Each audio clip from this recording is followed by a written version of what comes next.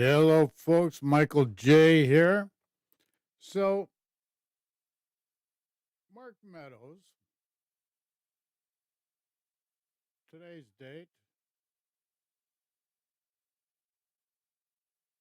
December 4, December 5, 2021.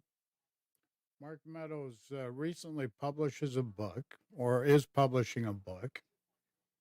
And then Trump is furious about what's contained within the book, says it's fake news. And then Mark Meadows goes public that it's fake news. It's amazing how they can spin stuff. So let's walk back. The presidential election debates between Joe Biden and Donald Trump was September 26, 2020. So now let's look at a video from PBS NewsHour. This is October 2, 2020. So September 26, 2020 was when the debate between Joseph Biden and Donald Trump. And this video here we're going to watch now is October 2, 2020. Any comments, questions?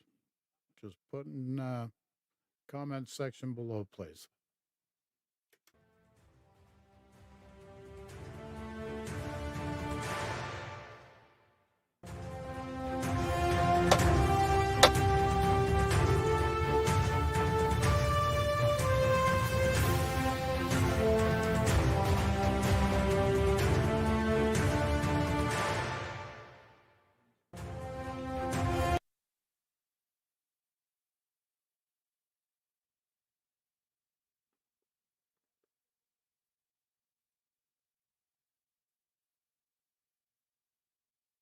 Remember, this is October 2, 2020. Good morning. Obviously, we had a great jobs report this morning. Unemployment down below 8%, and the economy continues to be robust in its V-shaped recovery. And unfortunately, that's not what everybody's focused on this morning. As all of you know, the president and the first lady tested positive for COVID-19. They remain in good spirits.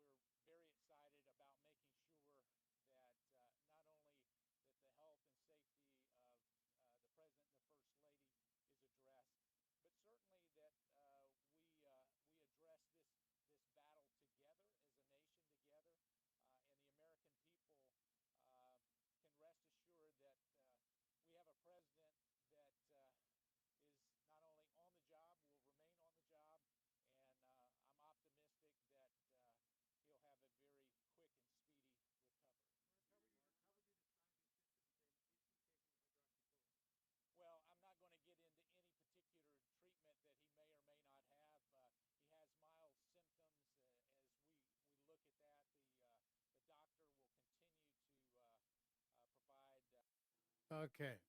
So what's this mild symptoms?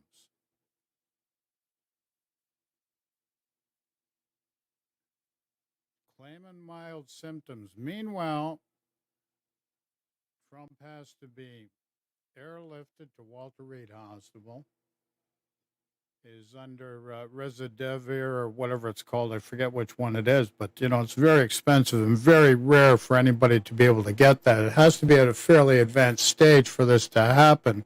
Yet we're downplaying it, mild symptoms. So let's see what he states further here. Expertise in the residence. He's in the residence now, and in true fashion, he's probably critiquing the way that I'm answering these questions. I can tell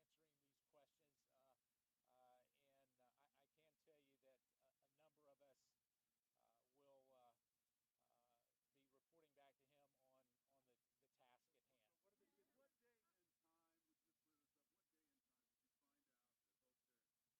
hand.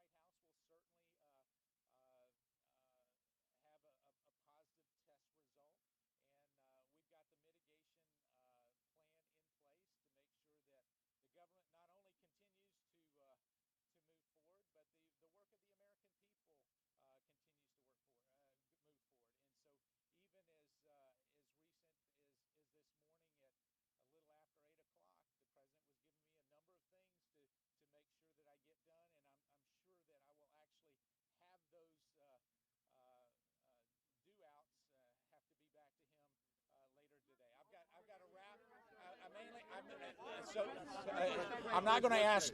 So I wanted to come out and give an update to all of you, so that show the courtesy of giving an update. We'll have future updates. I'll be glad to do that. But any other specifics at this point would be not. Okay.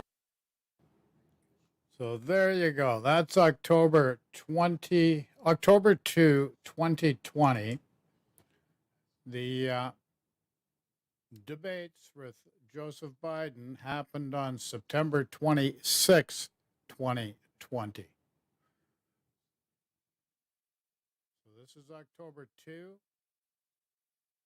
And the president's already, at that time, President Trump, he was known at that time, had been admitted to hospital prior to this October 2 Mark Meadows press conference. So what we're going to look at next is October 5, 2020. An epidemiologist explaining the type of medicine and the cocktail, because there's a certain way of treating. And so we're going to have this epidemiologist explain in detail, or in better detail so that you can understand better. And this is on October 5, 2020. And this was with ABC News. So any questions, comments, throw in the chat below. Let me know what you think. Dr. Brownstein joins us now. Good morning, Dr. Brownstein. Morning, Eva. So we've learned that the president's blood oxygen levels dropped Friday and Saturday, and that he received oxygen twice. What does that tell you about the seriousness of his condition? Yeah, well, for the very least, it tells us that there was some level of lung involvement around his COVID diagnosis, and it possibly could indicate a severe disease. We know that any drops of 93 or below are concerning, and now we have a couple moments of these events, but we're not getting all the information. It's a little bit somewhat confusing. The conversations left the door open for maybe low 90s, high 80s, and that could be, an indication of a real severe event. We don't know how much oxygen the president received and for how long. And, clearly we're now hearing that he was on a course of steroids, and that really is only given to those with severe illness. So a lot of open questions still remain about the course of the president's disease right now. And now we're hearing that the president could be discharged as early as today, but experts say days 7 to 10 are critical as a patient's immune system ramps up, and it could make the symptoms more severe. What will doctors be watching for in that period? Yeah, we know that this virus does not take a predictable course of action, so we have to be incredibly cautious. Yes, he's showing signs of recovery, but that can quickly turn as well. We're going to be monitoring for lung function, shortness of breath, clearly fever, but we're also going to be looking for neurological function. And one of the important points here is that some of these drugs may create a false sense of feeling better. The steroids could do that, and so we want to be very, very cautious with the president going forward. The other aspect I'll mention is isolation is also part of this, right? For 10 days, the president needs to isolate to prevent the future spread of this infection to others. Well, let's talk about those treatments you were just talking about. The president's receiving a number of different treatments. What can you tell us about how the president's treatment may differ from what ordinary Americans are experiencing? And are there concerns with possible interactions between these medications, because there are several at play here? Yeah, truthfully, this is an unusual cocktail of medicines. And if we did see them, they'd be really spaced out. So that is a bit concerning. Like the steroids used would really come later on in the course of treatment. We've seen the antivirals, we've seen the monoclonal antibodies. And this is clearly an unusual patient. And we keep hearing about sort of VIP medicine. But VIP medicine isn't necessarily getting better care. It's not getting the standard of care. And so that's really the concern, is whether protocols are being followed, whether potentially the president is dictating some of his own treatments, because ultimately that could be very harmful. And the worry that we have is potential interactions of these medications, because we don't have a lot of data on their use in simultaneous settings. Okay, so you notice in some of the breaking news flashing on screen, and the epidemiologist didn't allude to that, but here, remdesivir, this stuff is expensive. The average person cannot afford this. So he's already completed his second dose of remdesivir. I just want to make that clear. What potentially could be the harmful indications or potential side effects. So this is, a big concern among clinicians in the community right now. And the whole world is watching his recovery. Dr. John Brownstein, thank you. We appreciate it. Hi, everyone. George Stephanopoulos here. Thanks for checking out the ABC News YouTube. Okay, so there you go. That was October 5, 2020. Now, this next video is going to be November 7, 2020. Now, on November 7, 2020, Mark Meadows tests positive for coronavirus. This will be a very, very short one, approximately 1 minute. Another serious count that is happening here at the White House, and that's the number of COVID cases. Now, White House Chief of Staff Mark Meadows and some campaign aides have tested positive for coronavirus. We have often seen Mark Meadows traveling and right at the side of the president. They were together around the country in the final campaign stops, and Meadows was inside the East Wing on the overnight Tuesday into Wednesday election party, often seen not wearing a mask. Peter, Kristen? Mark Meadows, one of hundreds of thousands of Americans to test positive for the virus this last week alone. Kelly O'Donnell at the White House. Kelly, thank you.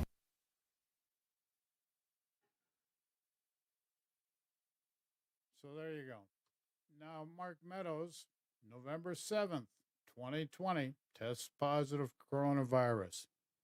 You go back to early October after the Amy Barrett gathering at the White House. Chris Christie, numerous other people tested positive for this.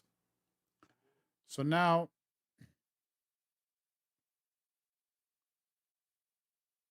we're going to move fast forward to December 2, 2021, a few days ago.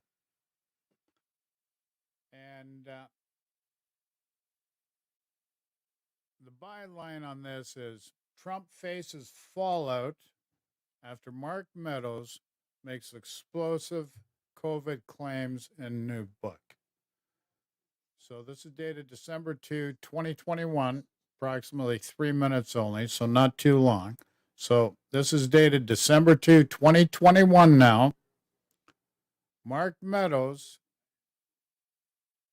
makes explosive COVID claims in new book, and Trump faces fallout after this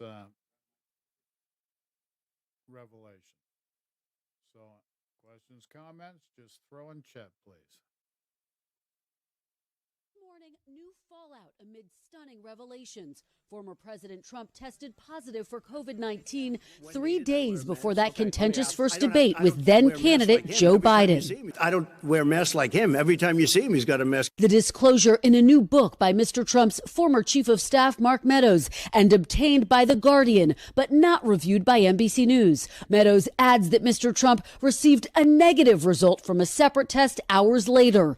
3 sources familiar with the matter confirmed that timeline to NBC News, and 2 of those sources characterized the former president's initial test as a false positive because of that subsequent negative test, a point Meadows echoed overnight. Well, the president's right. It's fake news. How did it all unfold? September 26th, Mr. Trump presided over a Rose Garden ceremony to nominate Amy Coney Barrett to the Supreme Court, and then that evening traveled to a rally in Pennsylvania when the positive test came in, sending shockwaves through the White House, according to The Guardian. In the days following, a busy public schedule, including a ceremony with Gold Star families and a COVID briefing, all before heading to that debate on Tuesday, September 29th. 29th. Then Friday, October 2nd, the bombshell. Mr. Trump announced he'd contracted COVID after receiving a positive test. On the exact same day, New York Times reporter Michael Shear tested positive for COVID after he'd traveled with the president aboard Air Force One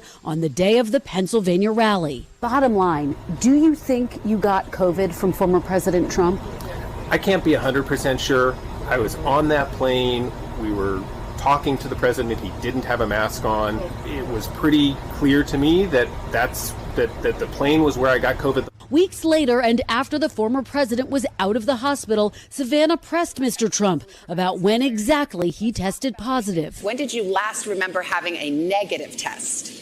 Well, I test quite a bit, and I can tell you that before the debate, which I thought it was a very good debate, and I felt fantastically. I had no problem before. Did you test the day of the debate? I don't know. I don't even remember. I test all the time. But I can tell you this.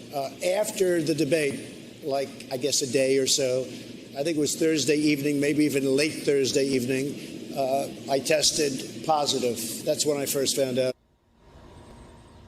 Of course, the key exchange there. Mr. Trump said in a statement, the story of me having COVID prior to or during the first debate is, quote, fake news. But he did not address whether he had received a positive test before the first debate. Craig. Our chief White House correspondent, Kristen Welker, there at the White House. Kristen, thank you. Okay, so there you go.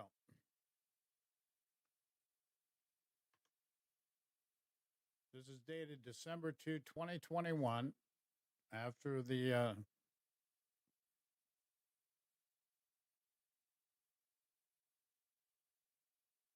fact that Mark Meadows has a new book coming out. Trump's annoyed, doesn't like what's being said in the book. Doesn't make him look good, I guess. So let's I got this out of order. This should have gone before it. This is December 1, 2021. And this is everything that happened. This is what they claim anyways. This is MSNBC. Here's everything Trump did after testing positive for COVID. This one's dated December 1, 2021.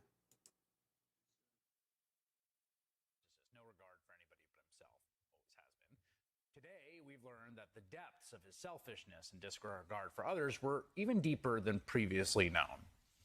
According to an upcoming book by none other than Trump's own White House Chief of Staff, Mark Meadows, then President Trump initially tested positive for COVID on September 26th of last year. That is nearly a week before he publicly disclosed his condition. According to Meadows, Trump subsequently tested negative on the 26th, right after the positive result, so they decided to dismiss the positive result as a mistake. Okay, we got one negative, we got one positive.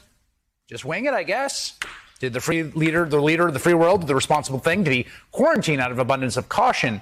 Did he use the amazing resources of the most powerful government on earth to just suss out what was really the case? Was he positive or negative? No, of course not. Here's everything Donald Trump did do shortly before and after he tested positive for a highly contagious virus before life-saving vaccines were available. On the day of the 26th, right before Trump tested positive, he held that infamous celebration for his new Supreme Court nominee, Amy Coney Barrett. It's a big pro-life party in there, inside and without masks or social distancing. See Chris Christie in the background of that photo? He's going to be in the ICU pretty soon. Trump, who was in the middle of a heated campaign season, then tested positive after that event, okay? Now, just put yourself in the situation of doing that. You just saw some friends and you test positive. Probably reach out and let them know that you just tested positive for COVID. That does not appear to have happened. So he tests positive for that event. It's before a scheduled rally in Pennsylvania, a rally which, as you can see from the footage we are showing, he did not cancel. The next day, get this, it gets better. September 27th, Trump meets with Gold Star families at the White House. Those, of course, families of fallen soldiers, surviving family members of U.S. service members who were given their life and who are mourning their deaths. and he meets with them having tested positive, again, without masks or social distancing. Look how close they are. The day after that, September 28th, Trump held 2 outdoor events, one of which, ironically, was on the subject of COVID testing. Now, that event struck people as pretty odd at the time. Look at that visual. Trump spoke notably distanced from the other attendees. Have you ever seen Mike Pence stand that far away from the guy? Seriously. At the event, Trump made this crack to then COVID testing czar. I would like to ask Admiral Giroir to come up and demonstrate how these tests are performed. He'll do this very nicely, I think. Good luck. Hope you don't test positive. A joke, but not really. Practically Trump's entire inner circle eventually tested positive for the virus, including Chris Christie, who was hospitalized as a serious case, who got very, very good medical care, which is good for him, and I'm glad he did. That wasn't true for everyone who got the virus and died. Christie says that Trump actually called him while he was in the hospital. Then he said to me, "How do you think you got it?" Now, I'd been in a room with him for 4 days before that. There were 7 of us, and 6 of us had gotten it. So I'm like, "Well, I'm pretty sure I got it in the White House, Mr. President." I think so. And he said, yeah, I'm sure. He goes, "But you're not going to say you got it from me, are you?" That's what was on Donald Trump's mind.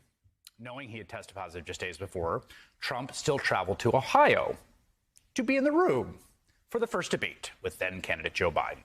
We later learned Trump was not tested before that in-person event without masks, with the septuagenarian on the stage, who was also his opponent, who could have gotten COVID and died. That was happening a lot. It's been happening a lot to 70-plus-year-old unvaccinated people, as Joe Biden was at that point. And in his book, Mark Meadows now admits Trump had been looking physically unwell. Over the next 2 days, September 30th and October 1st, Trump held multiple campaign events and fundraisers in multiple states, including a fundraiser in New Jersey, where Trump spoke maskless to about 200 also maskless supporters. That night, the world first learned Trump's close aide, Hope Hicks, tested positive. Trump himself then got a second positive test shortly after, something he lied about in an interview with Sean Hannity. So whether we quarantine or whether we have it, I don't know. You know, it's very hard when you're with soldiers, when you're with airmen, when you're with the Marines, and and the police officers. I'm with them so much, and when they come over to you, it's very hard to say, "Stay back, stay back." You know, it's a tough kind of a situation. It's a terrible thing. So I just went for a test, and we'll see what happens. I mean, who knows? He knew at that point he had tested positive a second time. He knew he had tested positive before he did the event with the soldiers and the airmen and Marines. And the implication of that is that he got COVID from the COVID-infested service members who just couldn't stop themselves from hugging the president. So bear with me.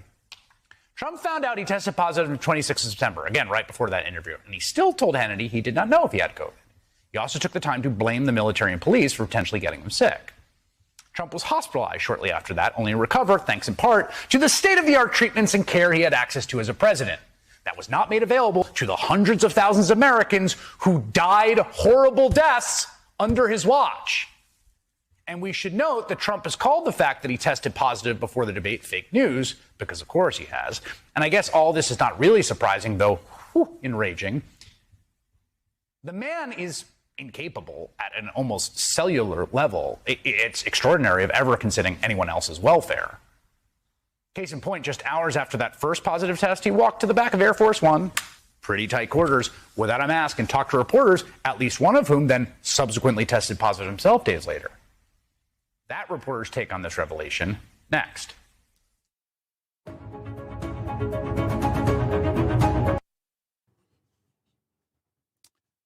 Okay.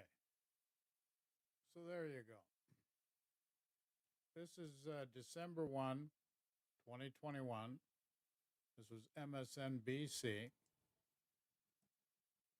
Now, the very next day, same gentleman does another broadcast, MSNBC. And the byline on this is Mark Meadows now calling COVID story in own book fake news. So Trump hears about this book coming out, what's in the book, He's furious. Now Mark Meadows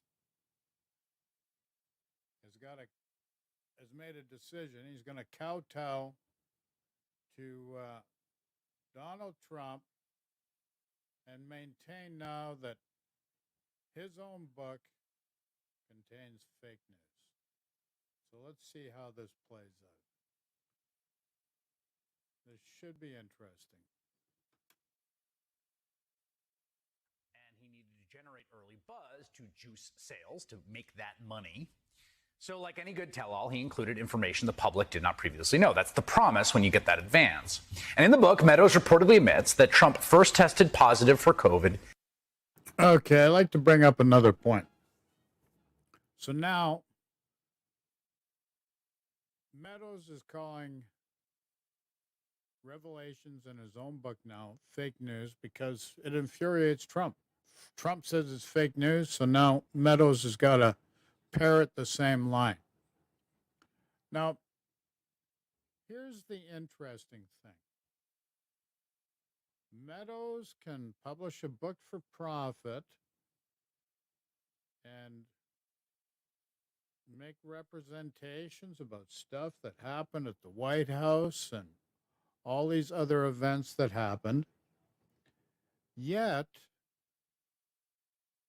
the January 6th committee for the insurrection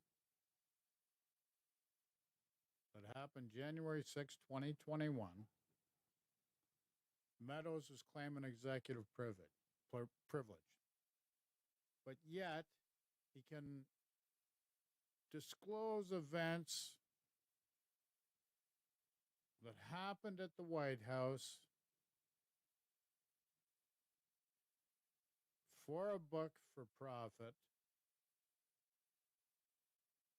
at the January 6th committee for the insurrection of January 6, 2021. He claims executive privilege and he can't say anything. But he can do a book and make money on it, but yet for this committee, he can't say anything. Like, what gives here? You know, this has been a constant double standard with this administration right from the beginning.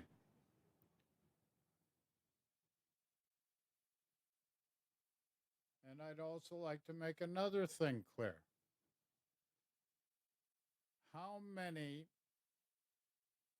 outgoing presidents have gone out of their way to not help with the orientation of a new incoming president, go out of their way to not help with the transition of power, and have a rally and protest on January 6, 2021, the same day they're having the Electoral College count, which is a process done at Congress. How many presidents have done that? None that I know of, except for there is one instance. And Herbert Hoover. So Herbert Hoover had the pretty much very similar MO as Donald Trump. And he also resisted with the orientation process for the new administration coming in, which was FDR, Franklin Delano Roosevelt. So if you look back when Herbert Hoover became president, he had the same policies. Protectionism, anti-immigration, all these factors at play. And then when it came to the turnover of power from him to Franklin Delano Roosevelt, he suppressed the ability for that to take place in the same manner that Donald J. Trump did with Joseph Biden. No cooperation with the transition of power. So these are the two similarities. But other than Herbert Hoover, who has a very similar MO as Donald Trump, since 1932, when that happened, how many outgoing presidents hold a protest and thousands storm the Congress? Like, I mean, many thousands. They forced their way in. People died. Trump flags waving away. They're trying to subvert the vote for the Electoral College that day. Ended up reconvening almost at midnight that same night. So let's go back to this video. Comments, questions below, please. Nearly a week before he publicly disclosed his diagnosis. Meadows then claims Trump got a second test, which came back negative. It's a little unclear how that happened, but put that aside for a second. And that second negative test is why they just pretended like nothing was wrong. You know, one positive, one negative. Let's go with the negative. That was the latter one. And they let the president hold maskless events, including the first debate with then candidate Joe Biden.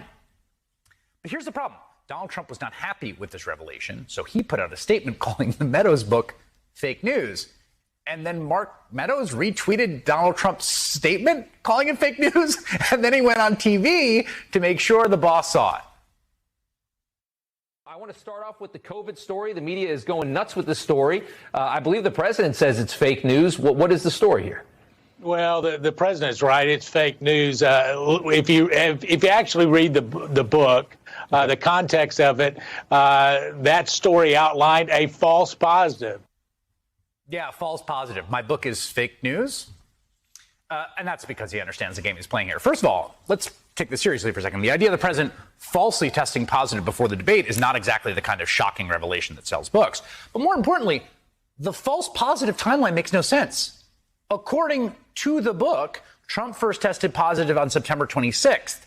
As his advisor, Chris Christie, now admits, 6 of the 7 people doing debate prep with Trump over the next few days, indoors and without masks, subsequently tested positive as well. And when Trump finally did announce his diagnosis in the middle of the night on October 2nd, he was hospitalized later that day. It usually takes about 7 days to get hospitalized from onset of symptoms. It means he had already been sick. But again, don't just take my word for it. In his own fake news book, Meadows describes what sounds like a symptomatic president. As The Guardian reports, quote, on debate day, 29 September, Meadows says Trump looked slightly better, emphasis on the word slightly. His face, for the most part at least, had regained its usual light bronze hue, and the gravel in his voice was gone, but the dark circles under his eyes had deepened.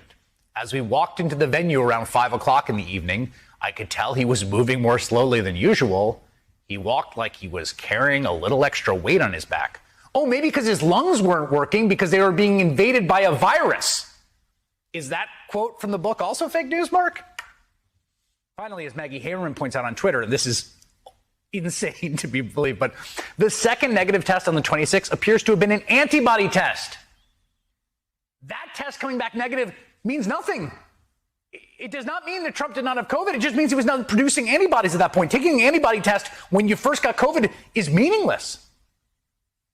So all of the evidence points to Trump having COVID, knowing he had COVID, and spending a week spreading it around while covering it up and refusing to admit he's sick.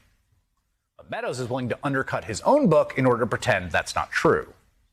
Yamiche Alcindor had a front row seat to the week leading up to Trump's hospitalization, as well as the rest of this chaotic presidency, as White House correspondent for PBS NewsHour. She's also anchor and moderator of Washington Week on PBS, and she joins me now.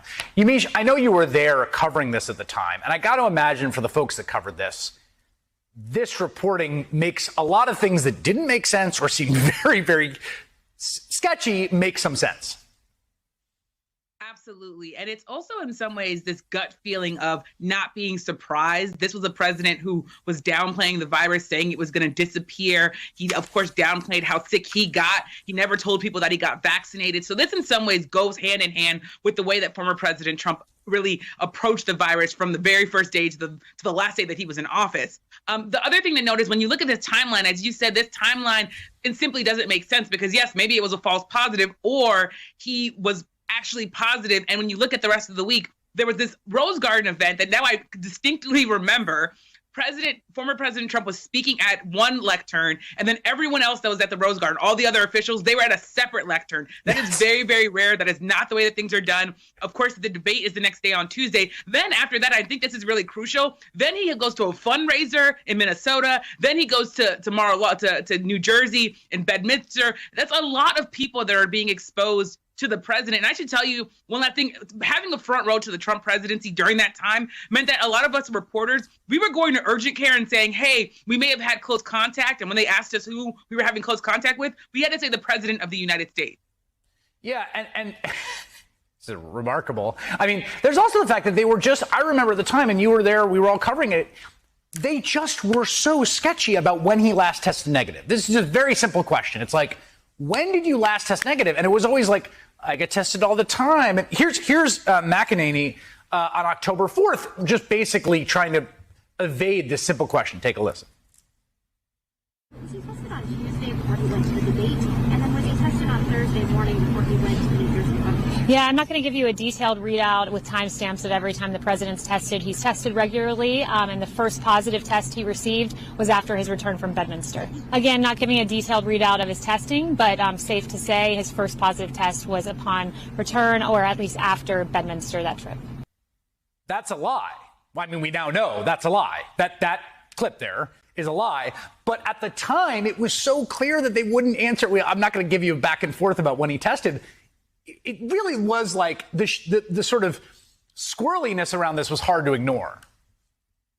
It is. It was very, very hard to ignore. And when I watch that and I watch Kayleigh lie there, it just reminds me of all the different times that she lied so many times, from the podium, from the White House lawn, from the stakeout location where she is in that clip. It really just underscores that this was an administration that was never really playing it straight with the American people. They never really were playing it straight with answering questions about the president's diagnosis. And in some ways, it goes back to this idea that we, in some ways, in real time, understood that the president was not being very clear and the administration was not being very clear about how the president got COVID. I remember also asking, where do you think the president got COVID? Who do you think he got it from?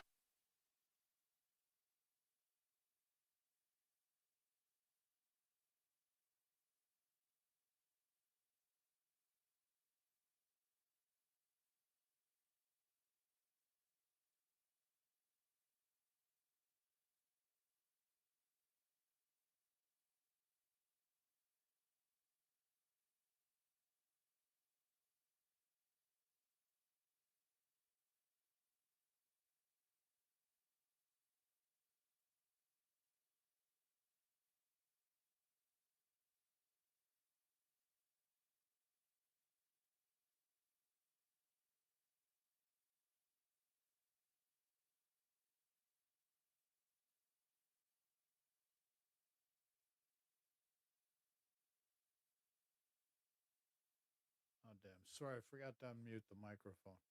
But look at this, September 28th, 2020. The very next day, September 29, 2020, is the last debate with Joseph Biden. And here we have Donald Trump off to the right at one lectern. Look how far away Mike Pence is on the left. So they knew something at that point. They were not disclosing it. Let's see what the girl has to say. Never got answers to those questions. And of course, they're critical questions because he's the president of the United States. And you would think that they would be able to tell you, well, here's where we think he got exposed. But they never wanted to be clear about that either. No kidding. They're not clear about anything. I've never seen anything quite as bad as this administration.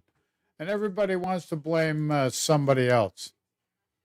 Everybody wants to blame somebody else. Unbelievable. Now, let's go to, this is not a girl that I'm really, Omarosa. She worked at the White House. Let's keep I got to keep an open mind here. I know nothing about her. But she worked for the White House. She actually initially met Trump, I think, during The Apprentice. She was one of the participants on his TV show, The Apprentice. So gal that's doing the interview here with Omarosa is another MSNBC. But this girl has, I believe, her own show. Let's see. I don't even know that Zerlina is her name, I guess. So let's go to the video and let's see what she has to say here.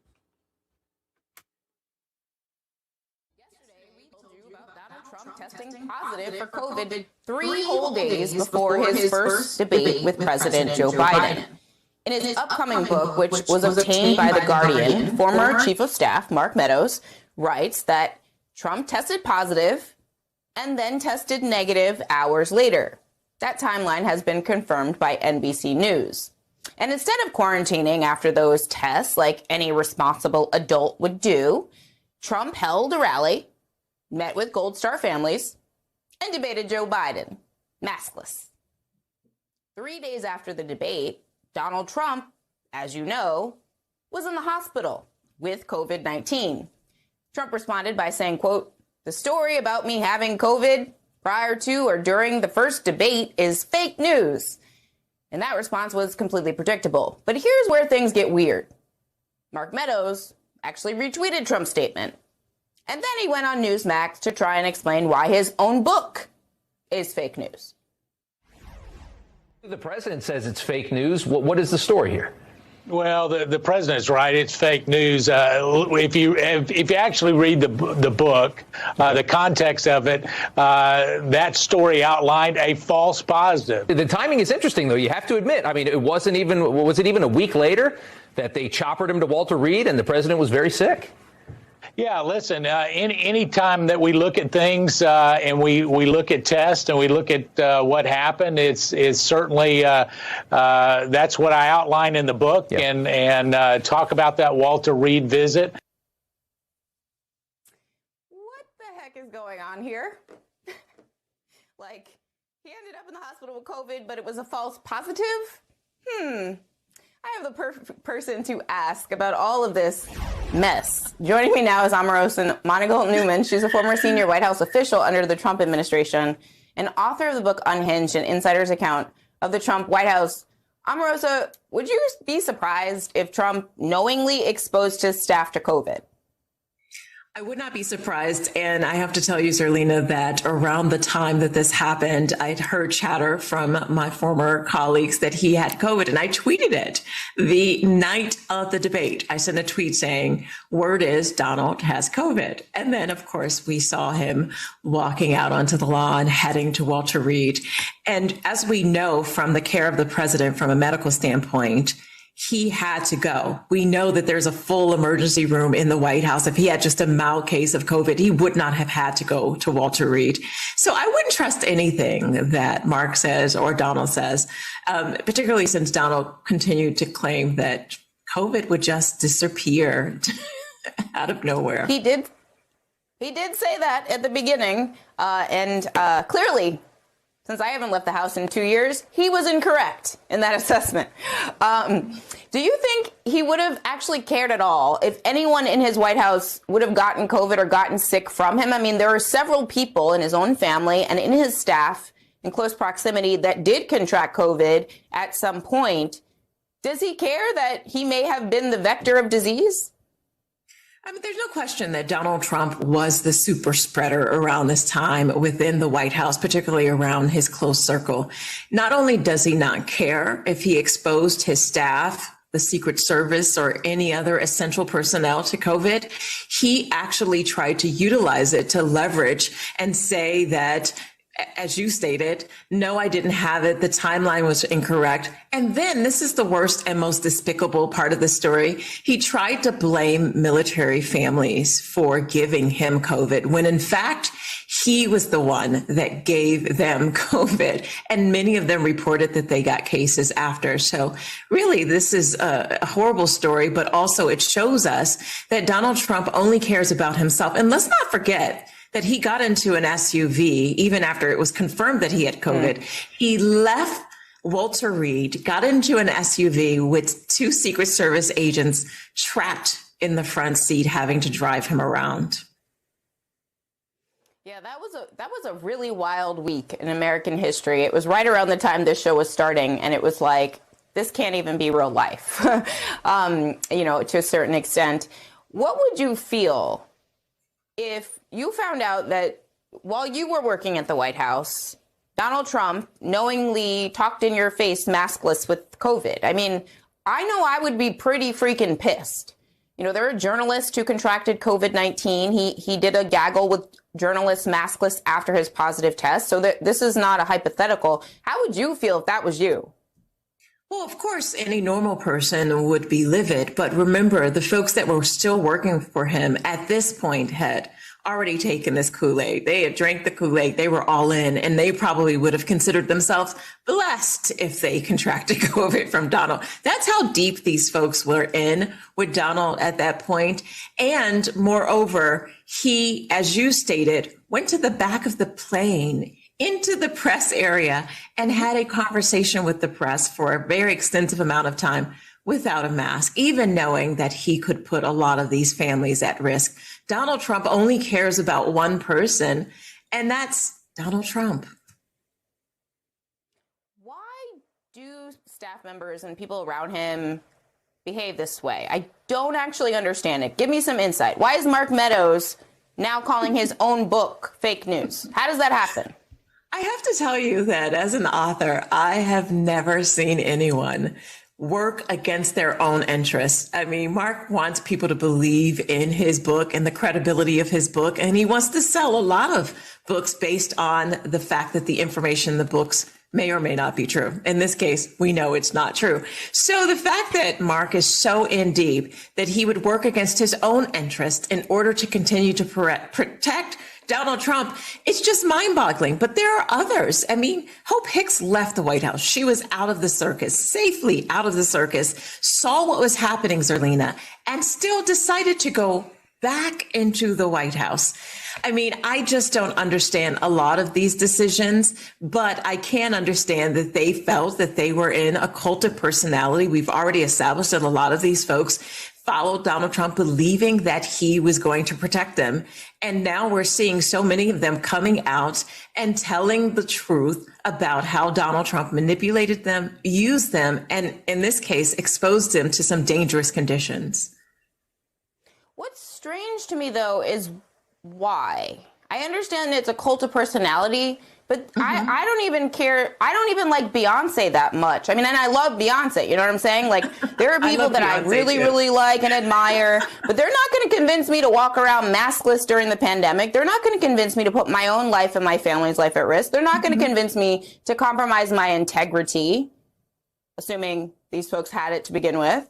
I'm assuming many of them did. Why are they twisting themselves into these pretzels? He's not even the president. You and I have a very unique perspective because we've worked in politics. You know how close it is to be to a principal and to see that type of power up close and personal. Maybe because it's my second time working in the White House, it just wasn't that important to me and to my family that could certainly suffer as a result of Donald Trump's decisions. But many of these people, it was their first time being exposed to that type of power and seeing how the power was being yielded in such irresponsible, reckless ways. I mean, it seems to me that it was a bit addictive for many of them, and they couldn't quit it. They couldn't walk away because of that addiction and because they wanted to remain close to that center of power, which was Donald Trump. Now, I'm not trying to excuse it because obviously I have had to make a reckoning with the fact that we in this administration have to take some responsibility for the damage that Donald Trump has caused to this country and continues to cause. But when you see the light, there's a movie that says run towards the light. No, when you see the light, in this case, you have to run away from it, get away from it, and tell the country the truth that Donald Trump was never, ever equipped to even step foot into the Oval Office, nonetheless, actually hold that very, very powerful position. Just one follow-up on this point, though. A lot of times we admire people and we want to follow them because they have great leadership skills. They have great decision-making skills. Like, there's a reason, like, they're better than us, right? We're sort of like putting them up on a pedestal. Donald Trump is not like that at all, in fact. And part of his appeal is that he comes down to where the rest of us are. So why does it work with him? What is it about him close up, in close proximity to him, that gets people to forget integrity and truth and facts and the law? Well, I think people often forget about the long relationship that Donald Trump had with the American people. Of course, before he was the president of the United States, he was this very popular television personality, a reality TV personality to be exact. And even now, I have to tell you, Zerlina, that there are people who come up to me and say, oh, I really love Donald Trump on The Apprentice episode 6. I mean, they're very particular about what episode that they fell in love with Donald, and they still cling to those early images of Donald. So it's been 20 years of Donald Trump doing what he does, which is performing and trying to convince people that he is actually this strong, smart entrepreneur, the self-made man. But we all now know the truth. The curtain has been pulled back on Donald Trump, and he's very much like that little man on The Wizard of Oz, pushing the buttons, but it's all smoke and mirrors. It's not real. And so as we try to figure out why, I think that as you assess, I mean, there are dozens and dozens of people who've kind of stepped away and told what's obvious, that he's not well and he's not equipped. But there are many who are still in the camp with Donald, who will support his next run for the office and will continue to try to convince the American people that he should be the next president. And I'm here to tell you that there is no way we should let him anywhere near the Oval Office ever again. I mean, before the pandemic, I felt that, that might be a thing the American people would agree with. But after the insurrection, I definitely feel like the American people could be persuaded on that point. Omarosa, it's always great to talk to you about all of this, because I need the insight. I didn't work around Donald Trump. I don't understand sort of like what happens when you're up close and you're just like, oh, I will do anything you say. Like, I don't get that. There were people who did that for, let's be clear, there were people who did that for Barack Obama. There were people who swooned for Barack Obama. Let's be very, very clear. But even then, there was a line. I mean, he had a charisma and a gift to get people to follow him as well. But he used it responsibly, and he cared about this country and the American people. I just don't believe that that's the case with Donald Trump. It's a good point about Obama's charisma, but I think the distinction is that, right, people were following him, and I don't think if he was, compromised integrity, they would continue to, just even though he's very charismatic. Omarosa, thank you so much for being here, as always, and please stay safe. So there you go. Omarosa? It's actually the first time I've really actually seen her. Okay, so now we're going to go to our second last. Now, this is dated December 3, 2 days ago. This is CNN. And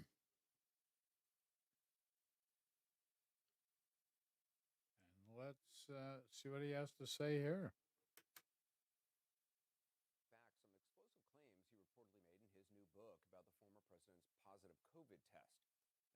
To his denial, let's just take a look at the timeline because it's important. As was first reported in The Guardian, Meadows reveals in his soon-to-be-released memoir that the former president first tested positive for COVID September 26th. That was 3 days before his first debate with then Vice President Joe Biden. Meadows and the former president are now pointing out that he tested negative after testing positive. That same day, he hosted a White House event both inside and outside for then Supreme Court nominee Amy Coney Barrett. At least 12 attendees later tested positive there. The next day, September 27th, he hosted an indoor White House reception for Gold Star families, followed by a maskless news conference in the White House briefing room. On September 29th, which was debate day, Meadows reports the former president was moving slower than usual, but, quote, nothing was going to stop him from going out there. On October 1st, the former president finally acknowledged that he had coronavirus, and on October 2nd, he was hospitalized. Now, yesterday, the former president called the reporting on the claim in Meadows' book that he tested positive on September 26 fake news. And just a few hours later, Meadows went on Newsmax and seemed to agree with his former boss. I believe the president says it's fake news. What is the story here? Well, the president's right. It's fake news. If you actually read the book, the context of it, that story outlined a false positive. Literally, he had a test, had 2 other tests after that showed that he didn't have COVID during the debate, and yet, the way that the media wants to spin it is certainly to be as negative about Donald Trump as they possibly can, while giving Joe Biden a pass. So that's true, at least according to Meadows' account that is reportedly in the book, that the former president tested negative after testing positive. What Meadows didn't say there, that is reportedly in the book, is that Meadows was telling everyone in the former president's immediate circle to treat him as if he was positive. Maybe Meadows left that part out of the interview he did with Newsmax, because what our Gloria Borger is now learning about the former president's reaction to the revelation about his positive test. She joins us now, along with CNN medical analyst Dr. Lena Wen, author of the book Lifelines, A Doctor's Journey in the Fight for Public Health. So, Gloria, the former president is disputing what is reportedly in this book written by Meadows, and that's it. Meadows himself seems to agree. What were you learning about the former president's reaction to all this? So he agrees that what he wrote was fake news because we reported what's in the book badly. And of course, that's not true. What I'm learning is that the former president, according to a source who's familiar with the president's thinking, is that the former president is furious about what is in the book and that he's angry with Mark Meadows. Now, I was told by one source that Meadows and the president have not had a close relationship. But other sources are telling other reporters at CNN that it is a relationship that's been fine because, don't forget, Mark Meadows is on the Trump train for 2024, but that the president is mad about the way Meadows characterized all of this in the book. So what I think we are witnessing on Newsmax is Mark Meadows trying to get back in the president's good graces and saying, yeah, blame it on the press. What I was trying to tell you is that all the president had was a false positive, and that's it, and move on. But, Gloria, what's interesting about this is the White House then went out of their way, and the former president, too, to avoid ever acknowledging when he got his first positive test for COVID. I mean, if you think back to that time, this was a question of could he have possibly been positive during the debate? And sure. He would never come forward and say, yes, I tested positive on this date, days before. They didn't want to go there. Yeah, and Meadows is also saying there were 3 tests. We think there were 2. We don't know about any kind of third test. We know that the debate required a negative test 72 hours. Right, and the debate themselves, for some odd reason, did not test on that day right before the debate. I find that well, if you recall, we all noticed the president arrived late. There is an honor system. And, they obviously told the folks there, he had tested negative. And so he went on to the debate stage. There was, that was the situation. But, that's not in the excerpt of the book that The Guardian printed. And again, we haven't seen the book. That's not mentioned. Dr. Wen, just in terms of the timeline of when the former president started showing symptoms and was taken to Walter Reed, does a positive test on September 26th, as the Meadows book, reportedly says took place, does that make the most sense since he was hospitalized at Walter Reed on October 2nd? Yes, because the previous timeline made no sense to those of us who've actually treated COVID patients. And that's because you don't go from 0 to 100 overnight. And so what we had heard was that October 1st was when former President Trump first started testing positive. He first started having symptoms. Then by the next day, he was so severely ill that he had low oxygen saturation. He had such severe shortness of breath that he had to be airlifted and go to the hospital and be in the ICU. When at that time, the clinical course for the variants that were dominant were that there were about 5 to 8 days between when you first start having your symptoms to when you start having shortness of breath. And so one day just made no sense. And so this is the reason why so many of us were asking at the time, when did he test positive? And also, when was his last negative test? By the way, there's one question that would actually, I think, help us to solve this issue of, did people really think that this was a false positive, which is, when did President Trump actually get monoclonal antibodies?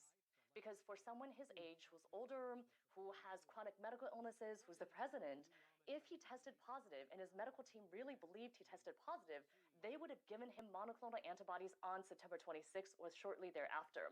We know that he got those antibodies, but we don't know when. And I think finding out that question will really help us to understand, did his medical team and the president think that he really had COVID? Gloria, so the Guardian reported, as I mentioned, that in the book, Meadows says he told people in the former president's circle, or quote, sorry, he told people in the former president's quote immediate circle to treat him as if he was positive, end quote. Even after the negative test, which obviously doesn't seem to square with what Meadows is now saying, that, oh, no, he got a negative test or got 2 negative tests, and so he was totally fine. I mean, if he's telling people, treat this guy like he's positive, what does it say about the then First Family going maskless at the debate? And also, I mean, with Gold Star families, for goodness sakes. Right. I mean, it's hard to parse here. I mean, first of all, who is in the president's inner circle? Isn't the family in the president's inner circle? And also, what does that mean about contact tracing? Yeah, by the way, we're seeing pictures of the family sitting maskless at the debate, even though the Cleveland Clinic had asked everyone to be wearing masks. Wearing a mask. And you, Dr. Wen knows more about this than I do, but shouldn't you be doing contact tracing with people who were in immediate contact with the President of the United States? And I would presume that would mean his immediate family. So how to explain the fact that they would go maskless in a place that is actually asking people to wear masks if they knew that he had even a false positive at a certain point? Right. Because from the moment he gets a false positive, wouldn't you start saying to people, okay, we have to figure out just who the president was in contact with? You would if you were a decent human being or with any sense of shame. All the people sitting there who we just saw on camera, you know, the Eric Trump, Donnie Jr., you know, the whole Michigas there, you know, they are shameless. And clearly, you know, we're making a very particular point by going maskless. Dr. Wen, looking back on it now, I mean, in light of the claims in Meadows' book, should the former president or his family even have been at that debate? I mean, shouldn't they have been quarantining? Absolutely. So to be clear, anyone, I don't care if it's the president, former president, or anybody else, if you have symptoms and you have a positive test, you should not be going anywhere. You should be in isolation. Also, if you're a close contact, to Gloria's point, if you're a close contact, and certainly the family who live with him should be close contacts. If you are a close contact of somebody who tested positive, you should be in quarantine if you are unvaccinated, which they were at the time. You should not be going anywhere. And also, you should not be test shopping. You don't get a test, and then once it's positive and you don't like that, you take more tests until it becomes negative. That's not the way this should work. Dr. Lena Wen, Gloria Borger, appreciate it. Thank you. Former White House Chief of Staff Mark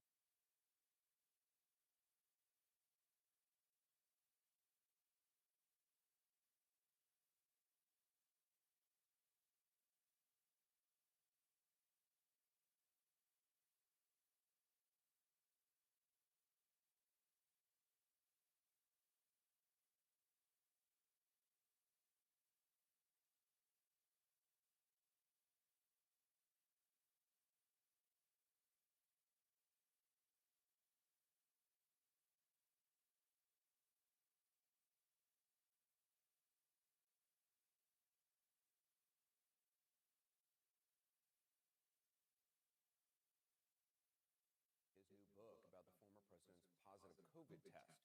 Now, before we get to his denial, let's just take a look at the timeline because it's important. As was first reported in The Guardian, Meadows reveals in his soon-to-be-released memoir that the former president first tested positive for COVID September 26th, That was 3 days before his first debate with then Vice President Joe Biden.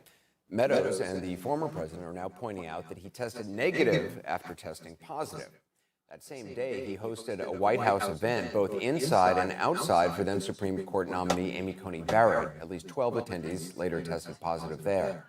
The next day, September 27th, he hosted an indoor White House reception for Gold Star families, followed by a maskless news conference in the White House briefing room. On September 29th, which was debate day, Meadows reports the former president was moving slower than usual, but, quote, nothing was going to stop him from going out there. On October 1st, the former president finally acknowledged that he had coronavirus, and on October 2nd, he was hospitalized. Now, yesterday, the former president called the reporting on the claim in Meadows' book that he tested positive on September 26th fake news. And just a few hours later, Meadows went on Newsmax and seemed to agree with his former boss. I believe the president says it's fake news. What is the story here? Well, the president's right. It's fake news. If you actually read the book, the context of it, that story outlined a false positive. Literally had a test, had 2 other tests after that showed that he didn't have COVID during the debate, and yet the way that the media wants to spin it is certainly to be as... Hold on a sec. Yet, sorry, I've had a bit of an echo, so forgot to mute the mic. But the media wants to spin it. I find this very disturbing. That's all this administration did for 4 years, and they continue to do now. Fake news.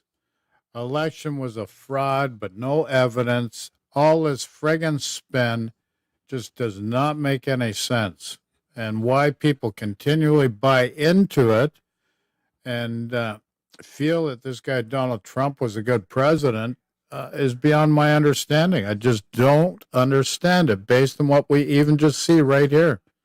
Like, the election was fraudulent, but yet there's been no evidence. All these court cases, no evidence.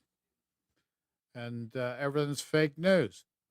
And then Mark Meadows writes a book. Trump hears about some of the revelations in the book and claims his book is fake news. And now Mark Meadows agrees with Trump it's fake news. Like, come on now. These people just cannot state anything that is truthful whatsoever, it seems. Maybe they do, but probably wolf so many times, nobody's going to believe you. Negative about Donald Trump as while giving Joe Biden a pass. So that's true, at least according to Meadows' account that is reportedly in the book, that the former president tested negative after testing positive. What Meadows didn't say there, that is reportedly in the book, is that Meadows was telling everyone in the former president's immediate circle to treat him as if he was positive. Maybe Meadows left that part out of the interview he did with Newsmax because what our Gloria Borger is now learning about the former president's reaction to the revelation about his positive test. She joins us now, along with CNN medical analyst Dr. Lena Wen. Okay, so I had to replay that again. So all these guys do is claim everything's fake news. Trump, Meadows, all that administration, anybody that worked with that administration state that everything is fake news. The election was a fraud election. Can't prove it. You think, be able to prove it by now. It's only been over a year later. So this is what we're dealing with. So now I'd like to show you something. And here's where I want to make this point once again. And this is very, very important. This guy, Mark Meadows, chief of staff, got a book being published, coming out very soon. If it's not out yet, it's coming out to the public very soon. Can make assertions and representations in that book in order to profit from it. But yet, when there's a committee that subpoenas him for an insurrection that happened on January the 6th, He can't do it. He claims executive privilege. There are certain things that are not meant for the public to know, but yet they're meant to know in a book for profit that benefits him. Where, and then all of a sudden, certain representation in the book, because Donald Trump doesn't like it, is fake news. And everybody gives Joe Biden a pass, as per what Mark Meadows said. I don't get it. So I'm going to show you something here right now. I want you to see this. This is a video from that day on January the 6th, right after the protest out front where Trump, Linwood, Giuliani, and Sidney Powell all stirred up this crowd that marched on Congress. So after he left the podium, he had this tent set up with all these TV screens, and they're watching what's happening with the crowd that was outside the podium and the march towards Congress. They're all watching this. This was Donald Trump Jr. There's no audio on this video because of copyright infringement claims, apparently, from the party that posted. But this is from Donald Trump Jr. on that day. Just watch this video. Unfriggin' believable. This here. They're watching all these friggin' people that are storming on the Capitol or going up to the Capitol. This is after the protest out front where they were on the lectern making these representations and telling them to fight like mad and go up to Congress and fight like mad, because this is the day the Electoral College is going on. And these people think this is great. They got no issue with it. People lost their lives on this day, January 6th. And there's Trump right there, with his daughter beside him, Ivanka, watching this.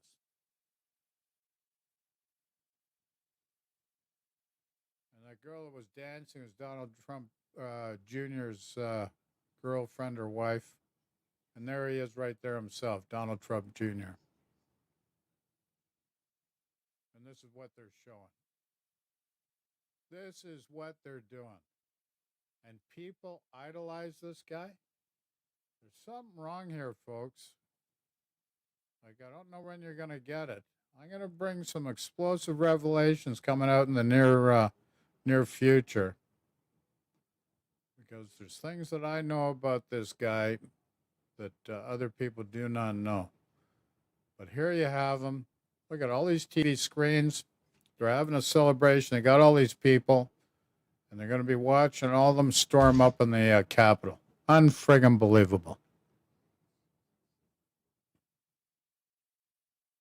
So, there you go. That's it. That was, I got that video from Trump Jr. from CNBC. So, listen, thanks for watching. Any questions, comments, just throw in chat. And remember, stay safe. Stay safe. Your health is priceless. Talk to you soon. Michael J. Till the next time.